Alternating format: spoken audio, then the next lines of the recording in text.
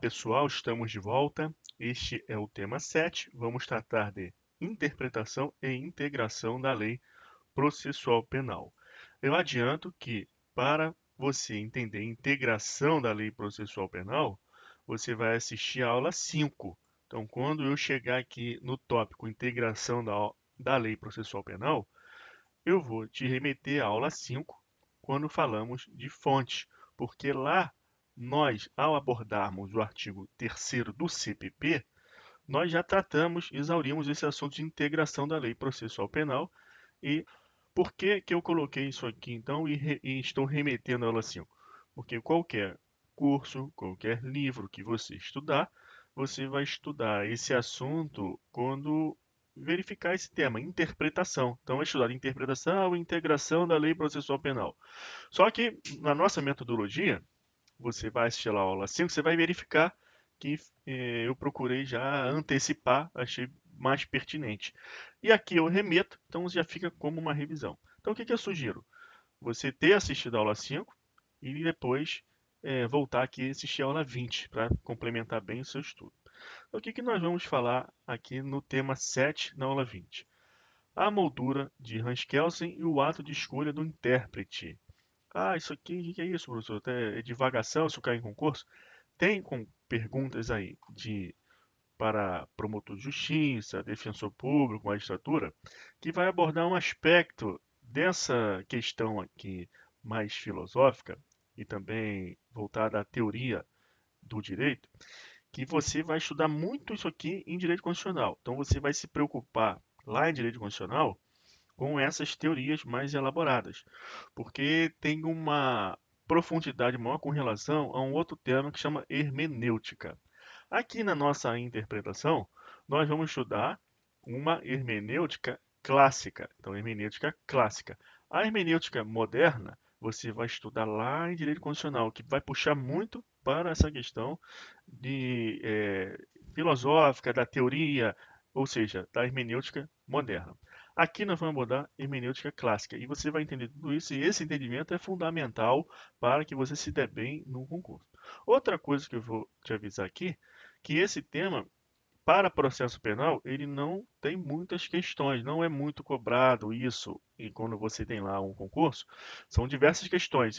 A percentual de cobrança, de interpretação e integração é pequeno. E quando cobra, as questões são fáceis e sempre, na maioria das vezes, batendo numa mesma tecla. Que tecla é essa? Quando ele vai aqui, por exemplo, te perguntar sobre a diferença entre interpretação extensiva, interpretação analógica e analogia.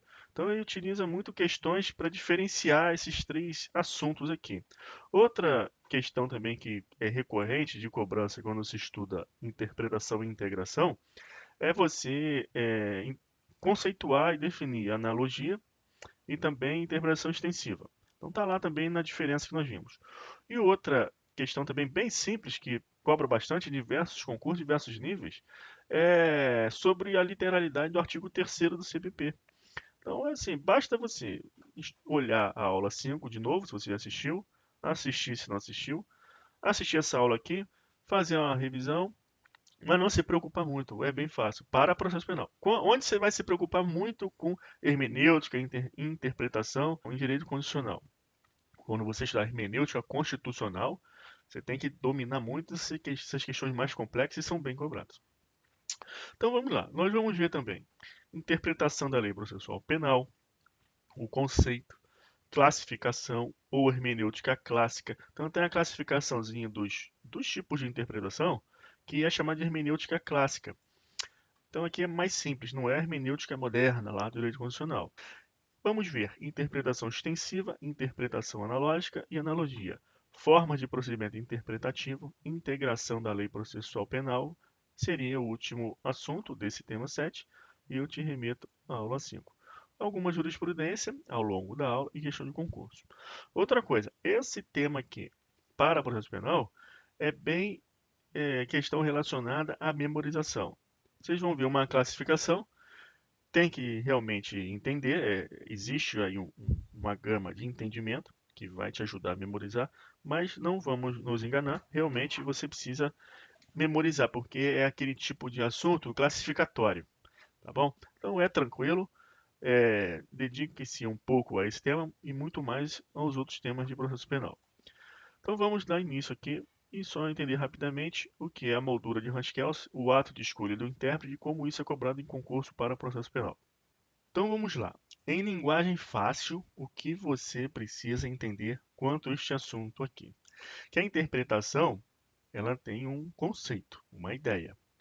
Se alguém te perguntar o que é a interpretação, você vai dizer que é a determinação do real significado da norma e do seu exato alcance. Ou seja, o que significa esta norma e em quais casos serão aplicados. O alcance, isso é interpretar, é você definir. Então, quanto a esse assunto aqui, essa questão que parece complicada, moldura de Hans-Kelsen e ato de escolha do intérprete, você vai saber que as questões de concurso, elas vão querer saber se você compreende que a interpretação ela envolve também um ato de escolha,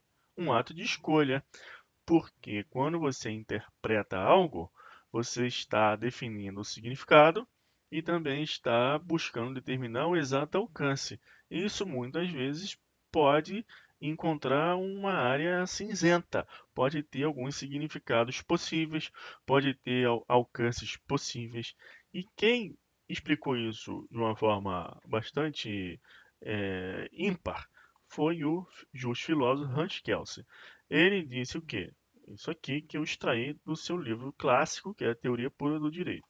O direito a aplicar forma em todas as hipóteses, uma moldura dentro da qual existem várias possibilidades de aplicação, pelo que é conforme ao direito todo o ato que se mantenha dentro deste quadro, ou moldura, que preenche esta moldura em qualquer sentido possível. Esse trecho aqui deu ensejo à compreensão de que a interpretação também envolve um ato de escolha. Então, esta moldura que o Hans Kelsen ele desenha, e dentro dela terão que alguns é, resultados interpretativos possíveis. Tudo que estiver ali dentro será conforme o direito. Então, isso também você lembra da aula que falamos sobre o devido processo legal. Falamos que o artigo 5º, inciso 54 da nossa Constituição, prescreve lá que ninguém será privado da liberdade dos seus bens sem o devido processo legal. E que esse devido processo legal que nós estudamos, ele está subdividido em dois outros conceitos, que é do procedural do process of law e substantive do process of law. Então o card está aparecendo aqui em cima, você assiste essa aula, eu só estou aqui rememorando para você entender o nosso tema de agora. Então, quando falamos de substantivo do process of law, nós falamos que isso significa que a nossa sociedade ela só deve ser submetida a leis razoáveis e que o meio de você verificar se uma lei é razoável, ou seja, justa, é através do princípio da proporcionalidade. Aí nós vimos em uma outra aula sobre princípios o princípio da proporcionalidade. E o card também está aparecendo aqui em cima.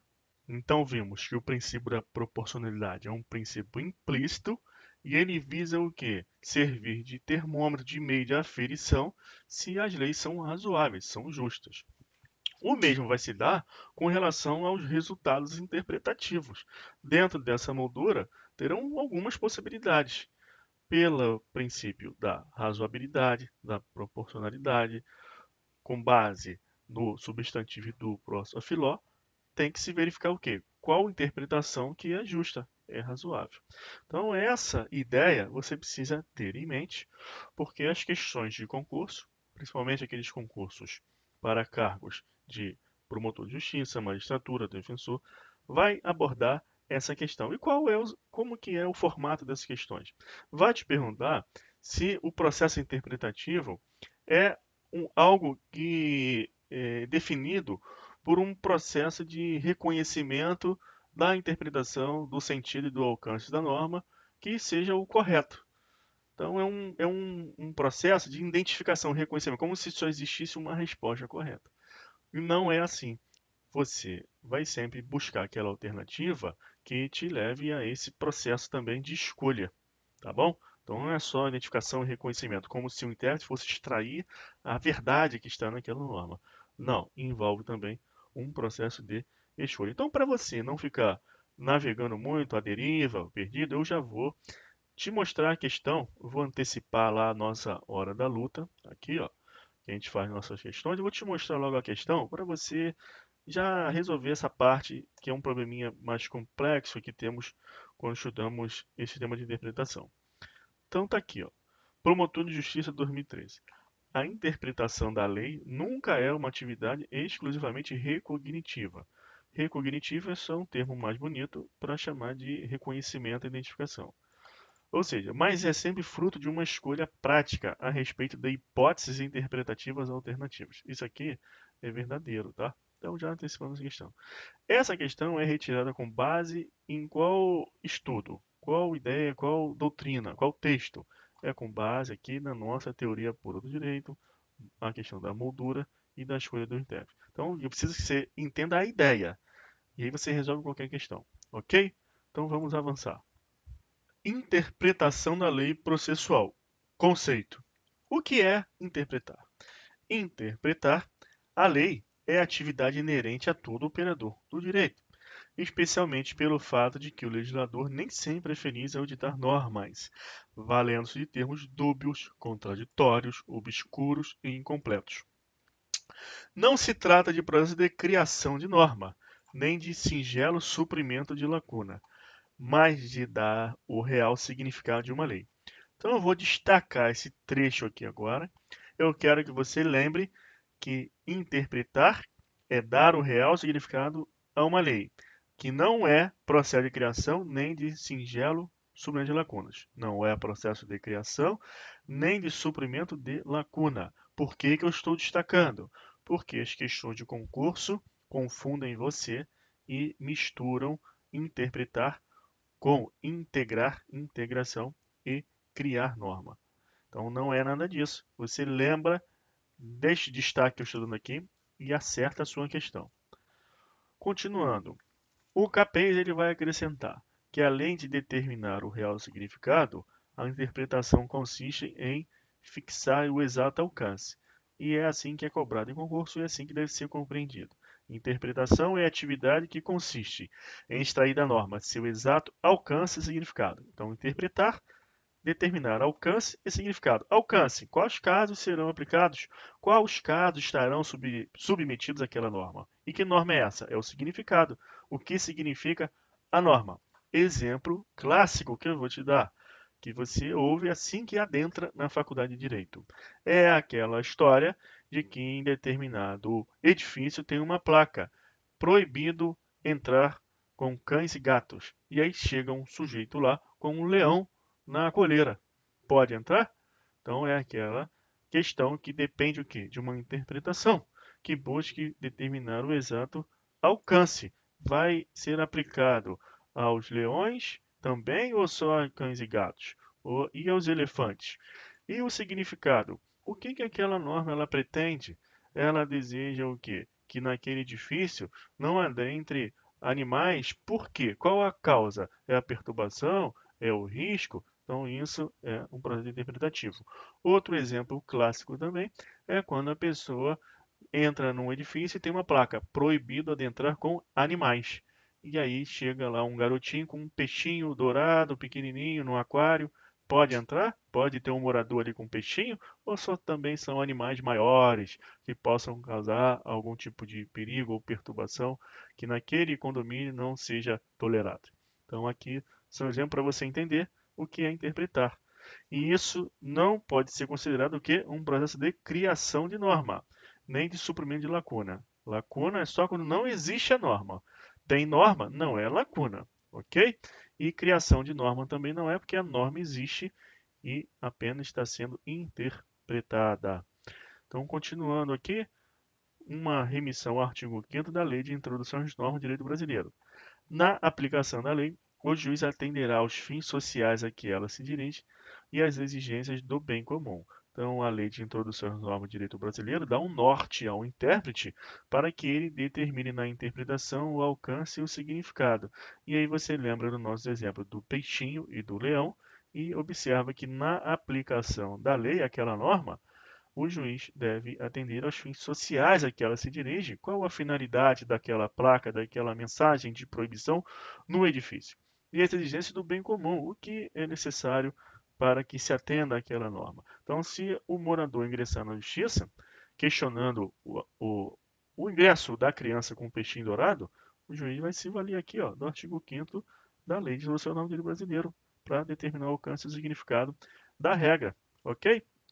Então, continuando, o Renato Brasileiro ele vai trazer também um plus aqui no nosso conceito e que também é cobrado em concurso. Interpretar é tentar buscar o efetivo alcance da norma. Isso aqui nós já sabemos. Ou seja, descobrir o seu significado, o seu sentido, extensão normativa. É procurar descobrir aquilo que ela tem a nos dizer com a maior precisão possível. Agora observe essa parte final. Toda lei necessita de interpretação, ainda que seja clara. O in claris non fit interpretativo é uma falácia, até mesmo porque, para se concluir que a lei é clara, já se faz necessária uma interpretação. O que significa este brocardo jurídico? Que a lei clara não precisa ser interpretada. A lei é clara. Né? Você já ouviu esse dito popular? A lei é clara, como se todo mundo já soubesse que é claro, que é muito fácil e autoexplicativo. Você que está violando essa regra, você é uma pessoa responsável. A lei é clara. Não. Isso é uma falácia. Até porque, para se concluir que a lei é clara, já se faz necessária uma interpretação. Então, isso aqui, meus amigos, já foi questão de concurso. Esse trechinho aqui, ó, a lei clara precisa ser interpretada? Então agora você vai responder que sim. Agora vamos seguir na classificação ou hermenêutica da interpretação. Por que que eu coloquei ou aqui? Porque quando estudamos esta interpretação, nós vamos ver uma classificação, um mero tipos, modos, meios de interpretação e que é considerado isso uma hermenêutica. O que é hermenêutica? Hermenêutica é a ciência da interpretação, é o estudo de como se dá a interpretação. Hermenêutica deriva da palavra Hermes, que era um deus grego que ele transitava entre os dois mundos, os mundos dos deuses e o mundo dos mortais. E ele fazia o quê? Essa intermediação entre a mensagem dos deuses, ele conseguia traduzir isso para os mortais. Então, a hermenêutica é o estudo, a ciência da interpretação, isso que é conhecida. Então, por isso que eu coloquei aqui, hermenêutica da interpretação. Mas, no nosso processo penal, como eu disse lá quando eu apresentei o sumário, isso não é tão relevante. Nós podemos considerar uma mera classificação. Essa classificação nós vamos chamar de hermenêutica clássica, é bem básico. Onde você vai se preocupar com essa questão hermenêutica em direito constitucional? Lá você vai ter que conhecer bastante teoria de maior complexidade. Aqui, não. Então, é classificação, ou se você quiser chamar, também hermenêutica clássica da interpretação. Então, vamos ver que classificação é essa? A classificação é feita considerando o sujeito que elabora, o modo ou os meios empregados para interpretar, e também quanto ao resultado da interpretação. No final, eu vou te mostrar aqui um mapa mental, tá? Para você poder lembrar. Isso aqui te ajuda a lembrar. Então, aqui é a interpretação da lei. Você precisa saber que ela é feita quanto à origem, quanto ao modo e quanto ao resultado. Essa é a nossa classificação, nossa hermenêutica clássica. Quanto ao sujeito que elabora. A interpretação pode ser autêntica ou legislativa. Você vai se ater a esse termo legislativa, porque a interpretação autêntica se refere àquela feita pela própria lei. Aqui diz, feita pelo próprio órgão encarregado da elaboração do texto. Pode ser contextual, quanto a própria lei que veicula um dispositivo, ela também traz um outro dispositivo que interpreta aquele anterior. Ou posterior, uma outra lei, ela vem ao mundo jurídico após a entrada em vigor daquela para trazer uma interpretação. Esta norma interpretativa, ela tem efeito ex tunc, ou seja, ela retroage, porque é uma mera norma, regra de interpretação. Ela não está trazendo uma regra jurídica nova. Então aqui ó, é ex tunc, porque retroage. Para você lembrar da diferença entre ex tunc e ex nunc é que nunca retroage, não retroage. Então o N, que é de nunc, não retroage. Ex tunc, retroage. Por que a norma interpretativa tem efeito ex tunc, uma vez que apenas esclarece o sentido da lei, porque só esclarece. Exemplos: artigo 150, parágrafos 4º e 5º do Código Penal. Vai trazer a definição de casa. Então, o parágrafo 4º vai dizer o que se entende por casa, aí vai falar compartimento habitado, o compartimento não aberto ao público, onde alguém exerce uma profissão. O artigo 5º vai dizer o que não se compreende com definição de casa, então bar, taverna, sala de jogos. E o artigo 180, parágrafo 4º, vai esclarecer o crime de receptação. Então, são normas interpretativas.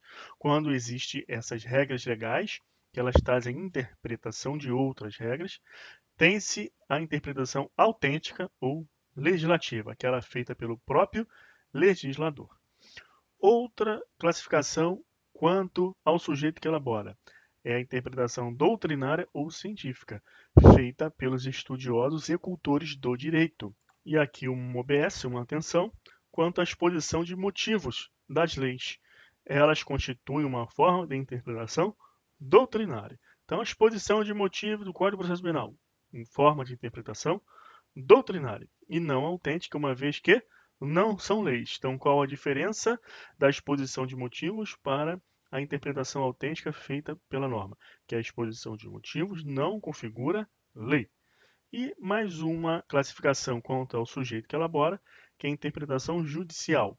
É aquela feita pelos órgãos jurisdicionais. Então, quanto ao sujeito que elabora, temos interpretação autêntica ou legislativa, feita pelo próprio legislativo, doutrinária ou científico, feita pela doutrina, e a judicial, feita pelos órgãos jurisdicionais. A interpretação quanto ao modo ou aos meios empregados. Você vai verificar a cobrança dessa forma, quanto ao modo da interpretação, então gramatical, histórica, sistemática, lógica ou teleológica e analógica. Ou também vai ser perguntado quanto aos meios empregados. Qual meio foi empregado? A interpretação gramatical, a histórica, sistemática, lógica ou teleológica, ou analógica. Então vamos ver aqui o modo gramatical, literal ou sintática. Leva-se em conta o sentido literal das palavras. Exemplo, artigo 121, parágrafo 1º do Código Penal, que vai se referir à diferença entre jurados e juiz, para o caso de diminuição de pena. Como assim? Ele vai dizer que, se o agente comete o crime impelido por motivo de relevante valor social ou moral, ou sob o domínio de violenta emoção, logo em seguida a injusta provocação da vítima, o juiz pode reduzir a pena de 1/6 a 1/3. Então você observa que o artigo 121 ele vai tratar do homicídio. O homicídio é um crime doloso contra a vida, cuja competência é do Tribunal do Júri, nos termos da Constituição Federal. Então, o júri que é competente para julgar o crime de homicídio, inclusive também julga as causas de aumento e diminuição de pena. Então, essa quesitação aqui, ela vai acontecer. O crime foi cometido impelido por motivo de valor social ou moral, sob domínio de violenta emoção. Logo em seguida, a injusta provocação, quem julga é o júri. E quanto ao juiz? Quanto ao juiz, a lei apenas autoriza reduzir a pena dentro de um parâmetro, de 1/6 a 1/3. Então, esta forma de interpretar, ela é gramatical, literal ou sintática, porque leva em conta o sentido literal das palavras. Então, aqui a interpretação no sentido que o juiz apenas pode reduzir a pena de 1/6 a 1/3, mas não pode dizer se existe ou não a causa de diminuição da pena. Isso é competência do júri. Outro modo ou meio de interpretação é a histórica. É aquela que avalia os debates que envolveram a aprovação da norma e os motivos que levaram à apresentação do projeto que nela culminou. Quando você lê a exposição de motivos, você entende a razão da norma, além das interpretações doutrinárias. Então, o que o Lenza está dizendo? Que a exposição de motivos É uma interpretação histórica? Não. A exposição de motivo dos códigos e das leis é muitas vezes esclarecedora quanto a esse aspecto. Que aspecto?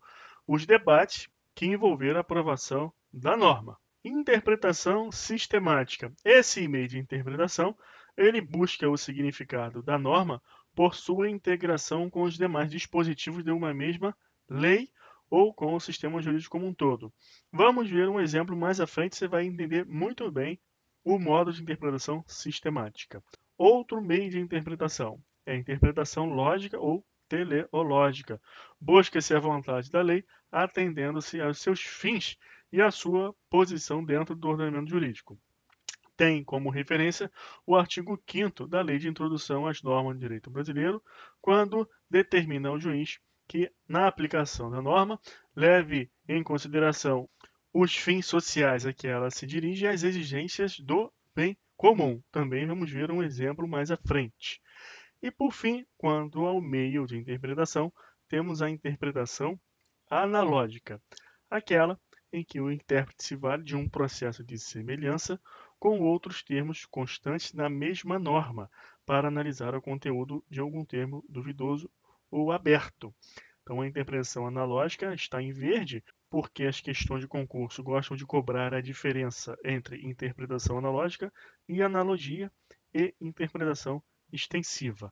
Vamos ver isso mais à frente. Então, quanto ao modo, nós temos a interpretação gramatical, literária ou sintática, que leva em consideração o sentido literal das palavras, a histórica, que leva em conta os debates que envolveram a aprovação da norma, a sistemática, que busca o significado da norma por integração com outros dispositivos que são analisados conjuntamente, a interpretação lógica ou teleológica, que busca atender uma finalidade dentro de um complexo, de um ordenamento jurídico, e a interpretação analógica, que é aquele que busca outras hipóteses fáticas semelhantes àquelas que a própria lei ela já traz como situações previamente reguladas. Vamos ver exemplos mais à frente para você fechar o seu entendimento. E quanto ao resultado, nós temos a interpretação declarativa, restritiva e a extensiva. A interpretação declarativa: há uma perfeita correspondência entre a palavra da lei e a sua vontade. Na interpretação restritiva, a letra escrita da lei foi além da sua vontade. A lei disse mais do que queria, e por isso a interpretação vai restringir o seu significado. E a interpretação extensiva: a letra escrita da lei ficou aquém da sua vontade. A lei disse menos do que queria, e por isso a interpretação vai ampliar o seu significado. E por fim, temos quanto a resultado a interpretação progressiva, adaptativa ou evolutiva. É aquela que, ao longo do tempo, adapta-se às mudanças político-sociais e às necessidades do presente. Foi como eu disse no início aí da aula. É um assunto, matemática, de conteúdo programático de concurso, um pouco maçante, requer memorização, é extremamente classificatório, mas também, por outro lado, é simples, as questões são fáceis. Se você lembra de toda essa classificação, são coisas simples, você acerta a questão. Eu vou conferir aí um exemplo mais à frente, vai te ajudar muito a memorizar isso, tá? Um exemplo prático dessa ação direta de condicionalidade. 3096, e você vai entender bastante. Vamos lá. Lenza.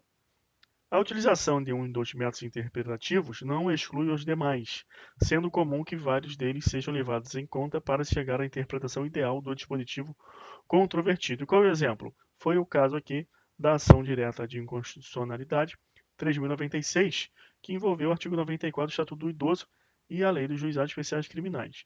Com esse exemplo, que é prático, você vai entender a hermenêutica clássica da interpretação.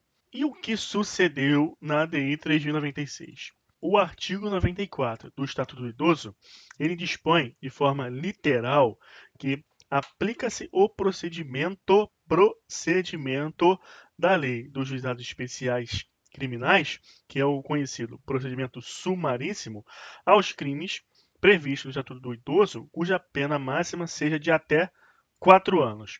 Ora, com essa disposição, pretendeu-se a aplicação da transação penal aos crimes cometidos contra o idoso cuja pena máxima seja de até 4 anos, ou seja, a aplicação de toda a lei dos juizados especiais aos crimes cometidos com base no Estatuto do Idoso, cuja pena máxima seja de até 4 anos. E o que se verificou com isso? Que estar-se-ia a beneficiar aqueles autores de fato, aqueles acusados, que tivessem cometido um crime mais grave, porque os juizados especiais criminais ele tem aplicação naqueles crimes cuja pena máxima é de até 2 anos. Então, por que que o Estatuto do Idoso ele trouxe esse dispositivo no artigo 94 para que se aplicasse o rito sumaríssimo, o procedimento sumaríssimo, de forma mais técnica, procedimento sumaríssimo, que é o que está escrito lá de forma literal, aos crimes cuja pena máxima seja de até 4 anos. Então, surgiu a DI 3096 e o que o STF decidiu? Que ao declarar que somente o rito sumaríssimo incide nos crimes contra idosos que tenham pena superior a 2 anos e não superior a 4, o Supremo aplicou a interpretação gramatical ou literal, já que o Estatuto do Idoso só determina a aplicação do procedimento da Lei 9.099 a tais crimes. Para você entender isso aqui, eu vou te explicar. Você abrindo a lei dos juizados especiais criminais, você irá verificar que ele conta com o capítulo 3. O capítulo 3 vai dizer lá dos juizados especiais criminais. E você vai verificar uma seção 2, que vai tratar da fase preliminar, onde tem a aplicação e a previsão da transação penal, e uma seção 3, com o nome lá, procedimento sumaríssimo, dando o que? O rito do processo.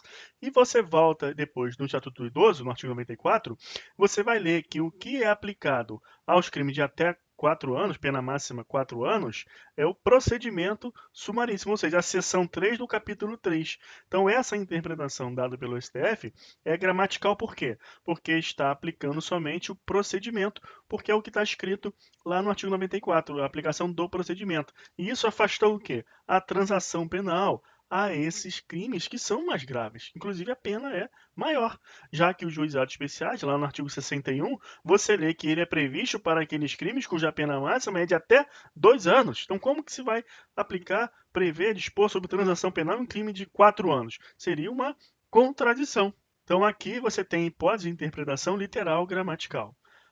Outra hipótese de interpretação que foi aplicada. A interpretação, embora pareça restritiva, é em verdade declarativa, pois o Supremo entendeu que a letra da lei corresponde exatamente ao que o legislador pretendeu. Então, aplica-se o procedimento. É uma interpretação restritiva? Não, é declarativa, é uma correspondência entre o que está escrito ali, a literalidade, com o que o legislador pretendeu. Então, em geral, qual é a conclusão que se chega? Que a interpretação literal, ela irá geralmente desembocar em quê? Numa interpretação contra o resultado declarativa, nem restritiva e nem extensiva.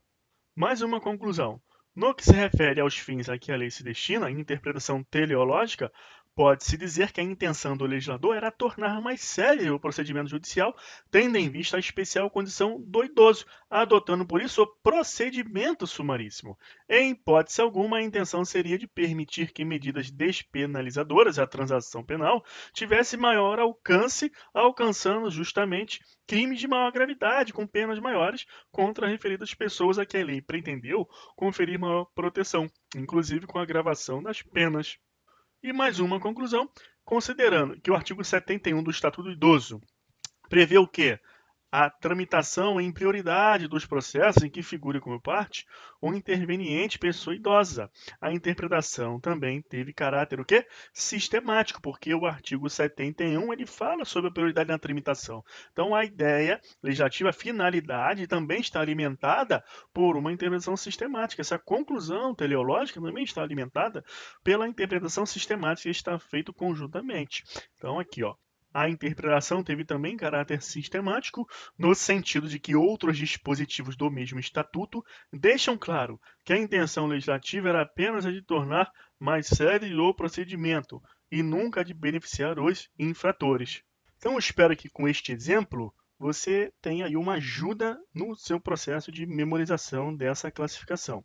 Da mesma forma, este mapa mental no mesmo sentido, para te ajudar na memorização. Então, interpretação da lei quanto à origem, quanto ao modo, quanto ao resultado, quanto à origem ou ao sujeito que elabora, quanto ao modo ou ao meio, e quanto ao resultado. Quanto à origem ou sujeito, a interpretação pode ser autêntica, feita pelo próprio órgão legislativo, doutrinária, feita pela doutrina, jurisprudencial ou judicial, feita pelos órgãos jurisdicionais. Quanto ao modo ou ao meio, gramatical, literal ou sintática, quando leva em consideração o próprio significado das palavras. Lógica ou teleológica, os fins sociais e exigência do bem comum, você lembra do artigo 5º da Lei de Introdução aos Normas de Direito Brasileiro. Histórica, os debates legislativos. Sistemática, outros dispositivos existentes dentro daquele código, daquela legislação. Quanto ao resultado, pode ser declarativa, quando a vontade da lei ela corresponde exatamente ao que está ali declarado em seus termos, a mens leses corresponde com as palavras, com as suas próprias palavras. Restritiva, quando a lei ela falou além do que deveria, então uma restrição ali nas suas palavras. A extensiva, quando a lei falou menos, então precisa falar mais, você tem uma interpretação que abranja mais hipóteses fáticas. Exemplo, vimos lá na aula de regras condicionais aplicáveis ao processo penal, a regra prevista lá no inciso 11 do artigo 5º, no rol de direitos fundamentais, o direito à inviolabilidade de domicílio. E considerou-se o que, pela jurisprudência? Que a casa abrange qualquer compartimento habitado, inclusive quarto de hotel, e não apenas aquela casa onde a família reside. O quarto de hotel também. Então houve lá uma situação, vimos na jurisprudência, em que aquela invasão ali que a polícia fez e apreendeu diversos documentos incriminadores e foi tudo nulificado. Então esta é uma hipótese que a regra constitucional ela falou menos do que o necessário. Então aplica-se uma interpretação extensiva. Então este é o mapa, guarda isso para sua memorização e vamos em frente agora ver uma diferença entre interpretação extensiva e interpretação analógica e analogia, que é cobrada em concurso. Interpretação extensiva está previsto no artigo 3º do CPP.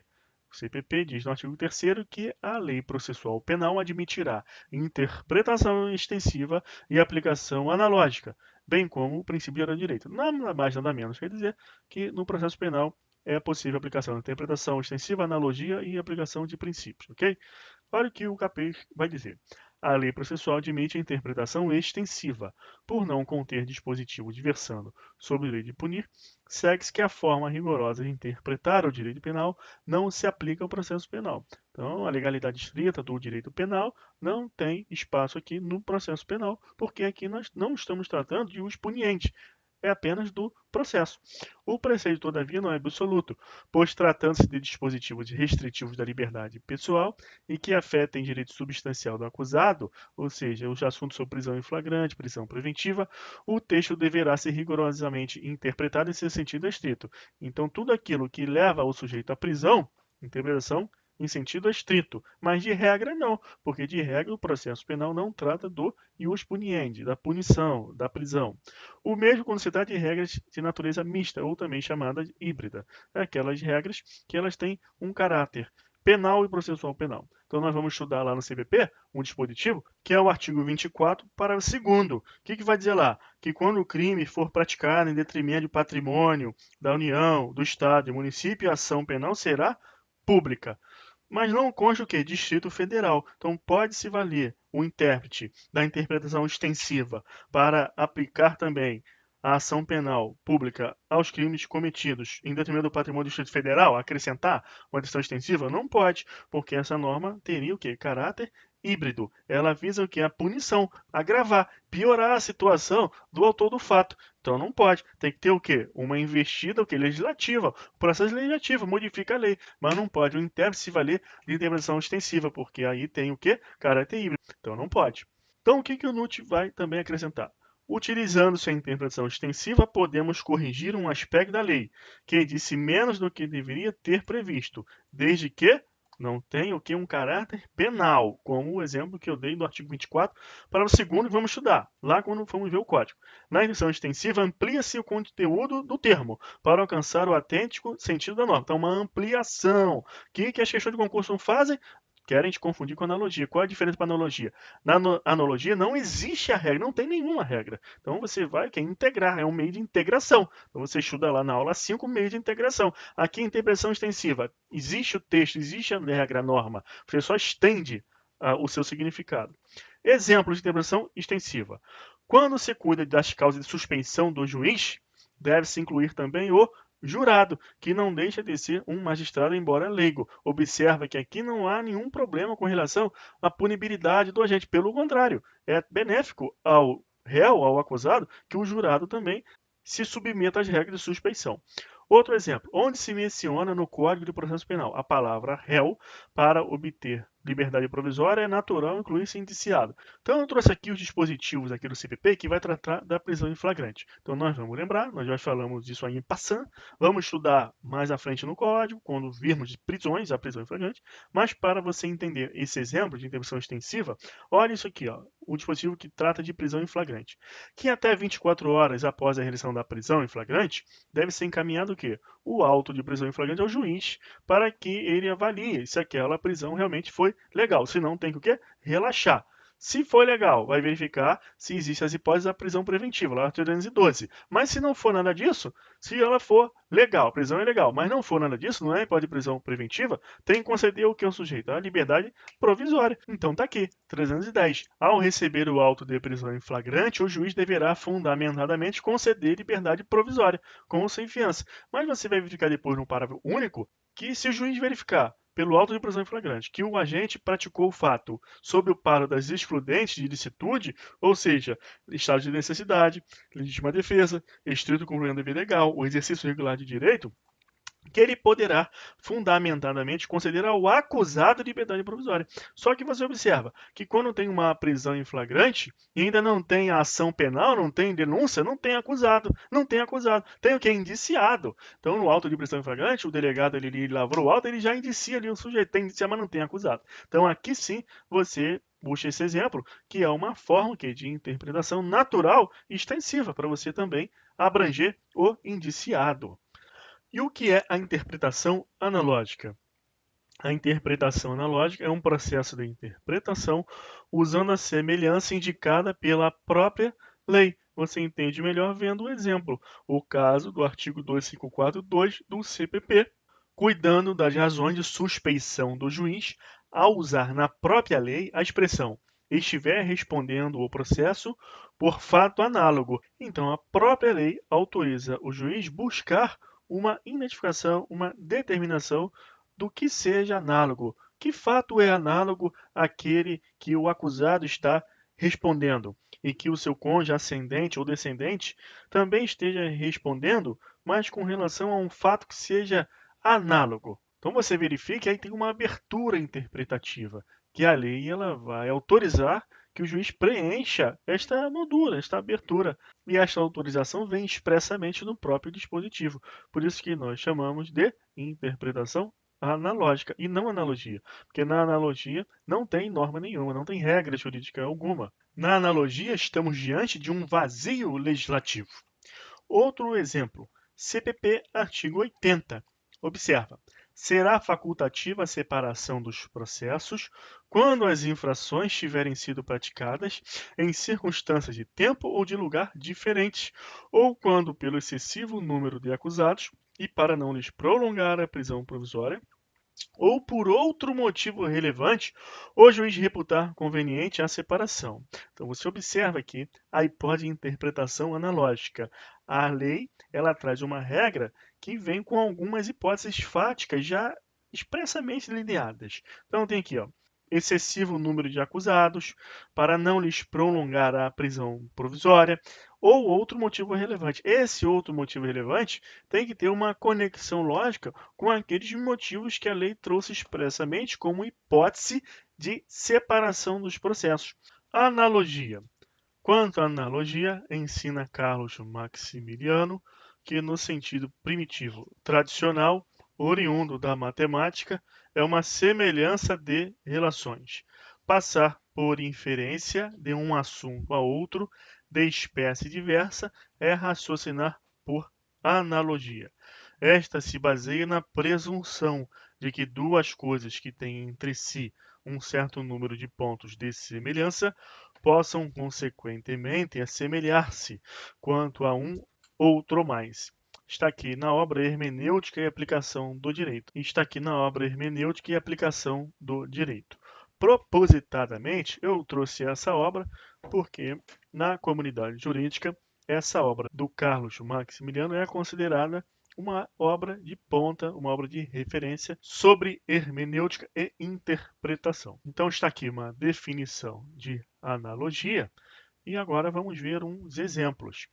O artigo 265 do Código de Processo Civil prevê a possibilidade de se transmitir por telefone uma carta de ordem ou precatória, dependendo somente da confirmação do emissor.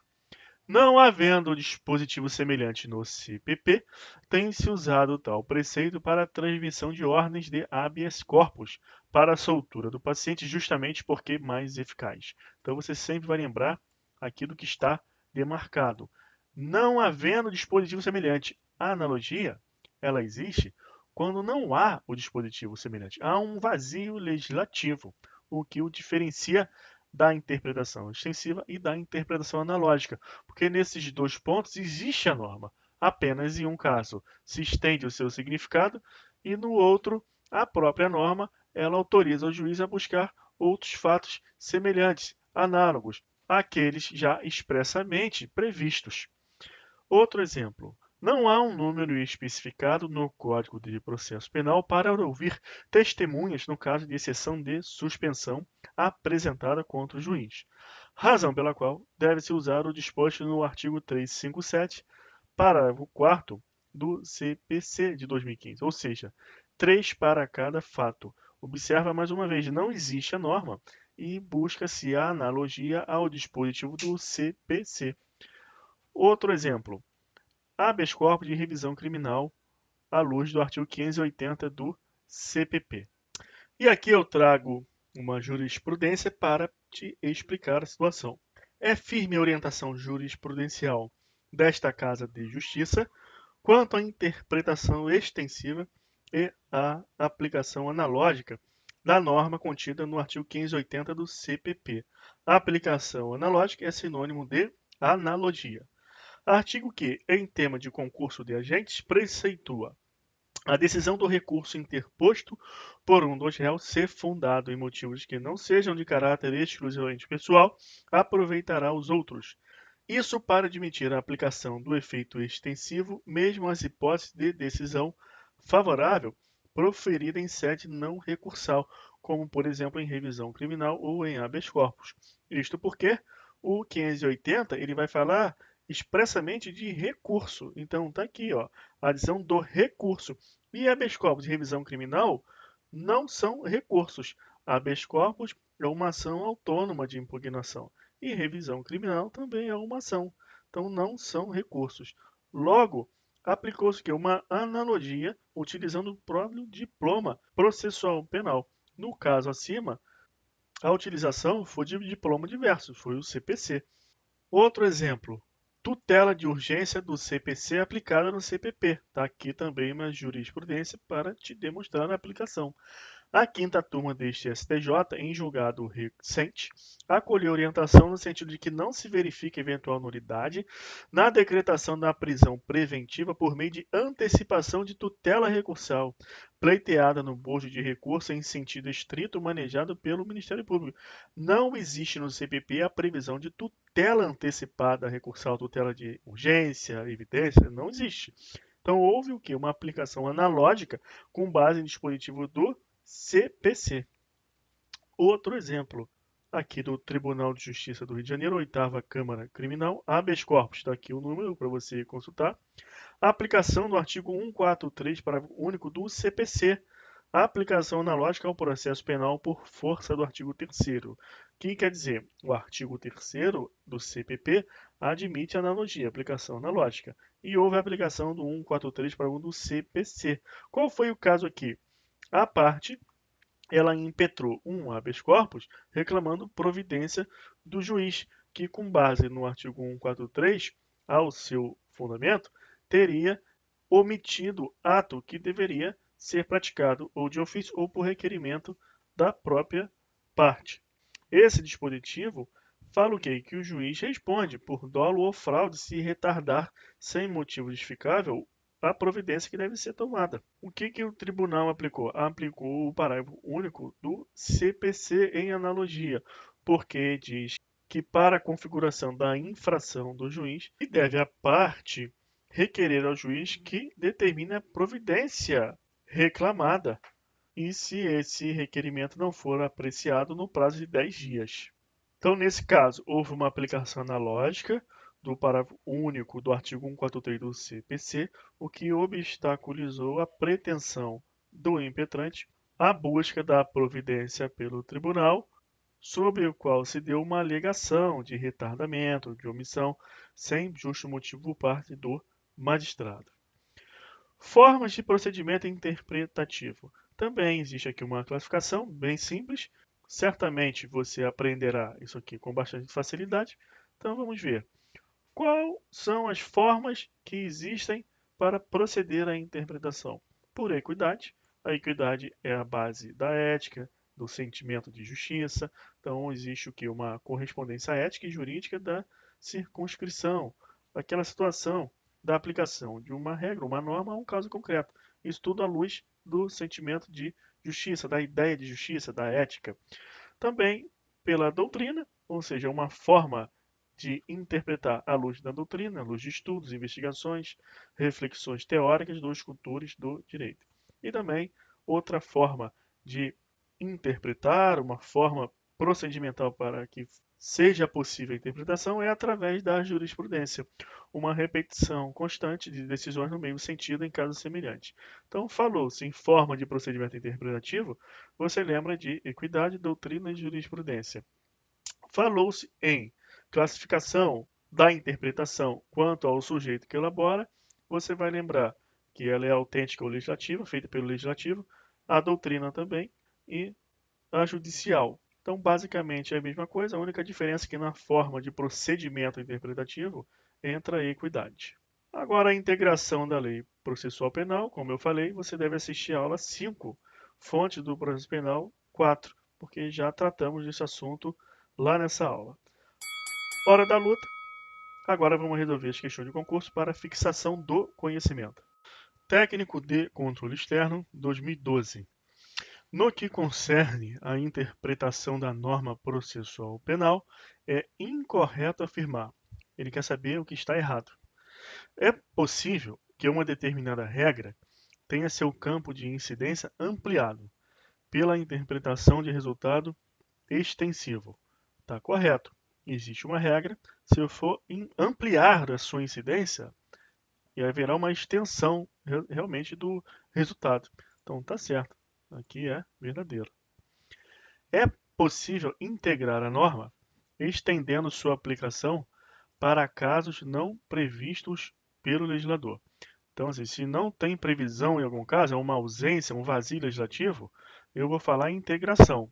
E eu vou estender, então, a aplicação de um caso, mas é quando não há aí a previsão do legislador. Então, está certo. É a hipótese de analogia e justamente a diferença básica entre a interpretação extensiva.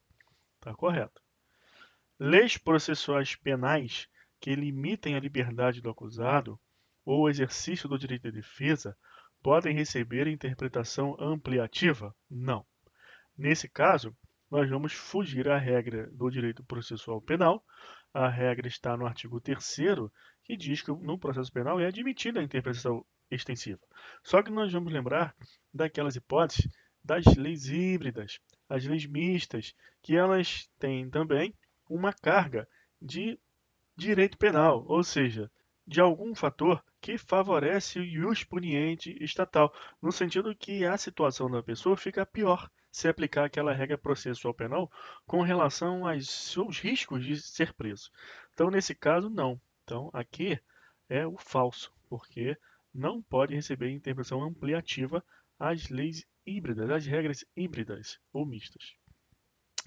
A proeminência do favor-rei como fator de integração das normas processuais? Sim. Então, quando temos casos de duas interpretações possíveis, a proeminência do favor-rei. Então, você vai utilizar aquela interpretação mais favorável. Isso é um exemplo. Na avaliação das provas, também pode-se não ter aí provas suficientes para condenar. Então, favor-rei vai absolver.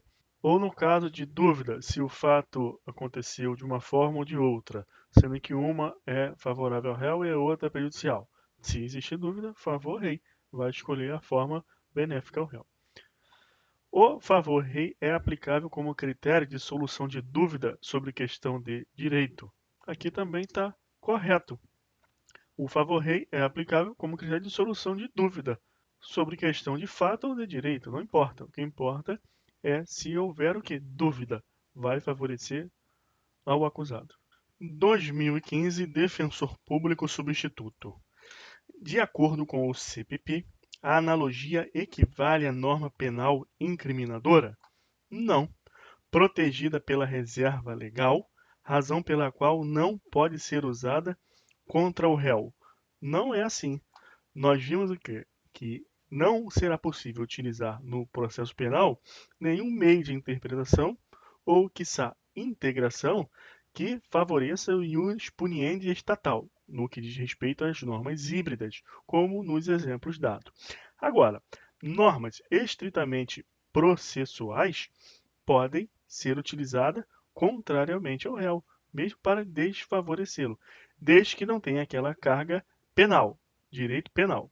Então, você viu a hipótese de aplicação do artigo 143, parágrafo único do CPC, contra o réu, em desfavor do acusado que impetrou o habeas corpus. Você viu aquele exemplo. Então, essa aqui é falsa, até porque o artigo 3º do CPP prevê a possibilidade de aplicação analógica ao processo penal. E nada disso foi dito lá no artigo 3º. Então, não pode se pressupor. O que nós sabemos é que o CPP, ao contrário do que está aqui afirmado, não se submete ao princípio da reserva legal, ressalvado aquelas hipóteses, como nós mostramos, das normas, as regras, as leis híbridas. Outra, no sistema inquisitivo, a confissão é considerada a rainha das provas e predominam nele procedimentos exclusivamente escritos. Verdadeiro. Isso aqui nós vimos na aula de sistemas processuais penais, fica aí a título de revisão. A lei processual penal veda a interpretação extensiva para prejudicar o réu.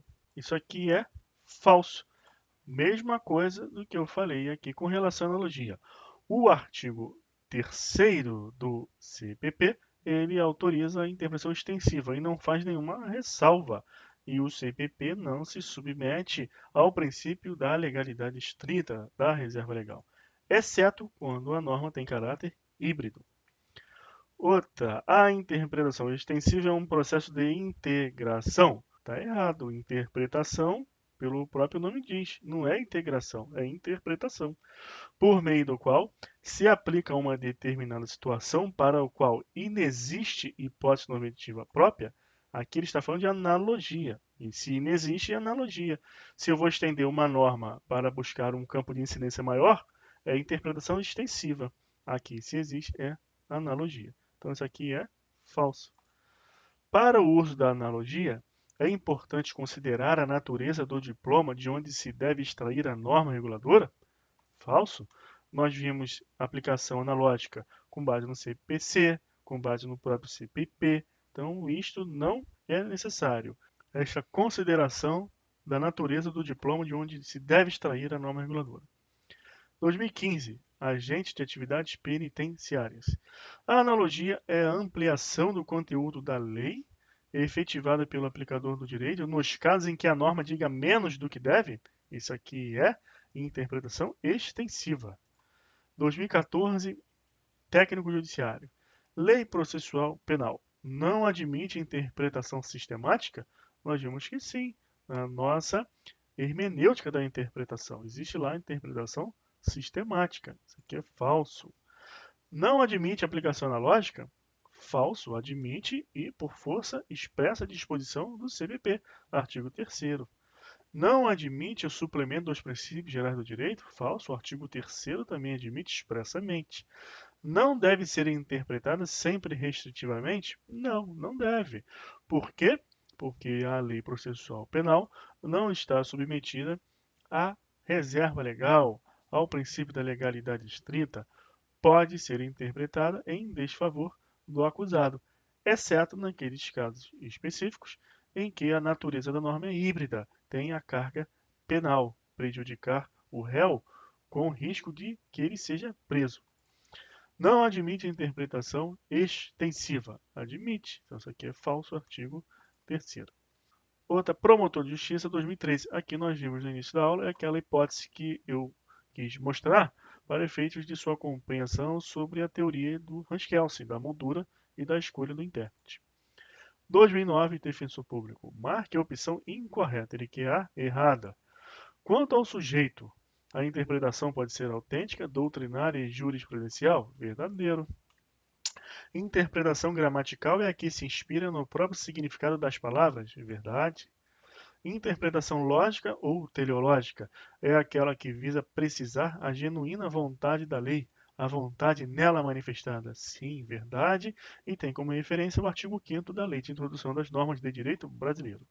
Sistemática é aquela em que o intérprete deve colocar a norma em relação ao conjunto de todo o direito vigente e com as regras particulares que têm pertinência com ela. Perfeita definição, verdade. Interpretação histórica é aquela em que algumas vezes a lei penal a permite e a faz, quando uma cláusula genérica se segue a uma fórmula casuística. Essa aqui é falso. Primeiro, que interpretação histórica é aquela que leva em consideração o conteúdo dos debates legislativos que ensejaram o surgimento da norma. E segundo, que esta situação aqui é a hipótese de interpretação analógica. Eu tenho uma cláusula geral, uma cláusula genérica, como, por exemplo, aquela hipótese do artigo 2542 do CPP, que vai tratar das hipóteses de suspeição do juiz, e vai dizer que o juiz também é suspeito quando um parente seu, um cônjuge ascendente ou descendente, estiver respondendo também processo penal por fato análogo àquele que ele vai julgar. Então, isso é uma cláusula geral, uma cláusula genérica. Que fato análogo? Então, para que isso vire uma norma individual, uma norma de aplicação naquele caso concreto, deve-se seguir uma fórmula casuística para solucionar o que é o fato análogo. Outro exemplo que demos também foi o do artigo 80 do CPP, que vai falar que, por outro motivo relevante, também haverá a hipótese de desmembramento dos processos. Mas é uma fórmula geral. Outro motivo relevante é a hipótese de cláusula geral, cláusula genérica. Aquilo precisa ser esmiuçado, precisa ser delineado para virar uma norma de aplicação ao mundo da vida, ao fato concreto. Então, nesse caso, se segue também uma fórmula casuística. Outro motivo relevante vai depender do que aparecer, da situação que surgir. Então, essa hipótese aqui também é falsa. 2012, titular de serviço de notas, tabelião. Quando o intérprete se serve das regras gerais do raciocínio para compreender o espírito da lei e a intenção do legislador, fala-se de interpretação lógica ou teleológica, porquanto visa precisar a genuína finalidade da lei, finalidade, teleologia. A vontade nela manifestada. Tá correto. 2016, procurador. A analogia consiste em aplicar-se a uma hipótese já regulada por lei, uma disposição mais benéfica relativa a um caso semelhante. Aqui que está o erro. Ó. O hipótese já regulada por lei. Se já está regulada, não podemos falar em analogia. Falso. Entende-se por analogia o processo de averiguação do sentido da norma jurídica, valendo-se de elementos fornecidos pela própria lei, através do método da semelhança. Esta definição é de interpretação analógica e não de analogia. Mesmo exemplo, artigo 2542 do CPP e artigo 80. Na interpretação analógica, existe uma norma regulando a hipótese expressamente, mas de forma genérica, o que torna necessário o recurso à via interpretativa. É verdade, essa aqui, e nós voltamos então àquela outra questão que dá a definição também de interpretação analógica. Uma cláusula geral, genérica, deve-se seguir uma fórmula casuística para quê? Para que tenha aplicação no caso concreto. Isso se dará pela via interpretativa. Não se admite o emprego de analogia para normas incriminadoras, uma vez que não se pode violar o princípio da reserva legal. Tá certo, não pode. Se a norma é incriminadora, ela tem cunho penal e por isso favorece ius puniendi estatal. Então, se isso acontecer no processo penal, vamos estar diante de uma norma de caráter híbrido. Ela é processual, mas também é penal. Então, não poderá ter aplicação da analogia nesse caso.